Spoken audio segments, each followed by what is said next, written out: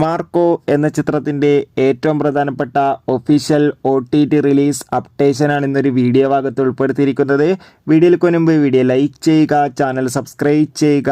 ഈ വരുന്ന ഫെബ്രുവരി മാസം ഇനി അങ്ങോട്ട് ധാരാളം ചിത്രങ്ങൾ OTT റിലീസ് ചെയ്യും. നമ്മുടെ ചാനൽ ഭാഗം പരിശോധിച്ചാൽ നിങ്ങൾക്ക് ആ വീഡിയോയ്ക്ക് കാണാൻ വേണ്ടി സാധിക്കുന്നതായിരിക്കും. ഉണ്ണി മുകുന്ദൻ, ജഗദീഷ്, സിദ്ദീഖ് എന്നൊക്കെ പ്രധാന കഥാപാത്രങ്ങളായ ചിത്രമായിരുന്നു മാർക്കോ.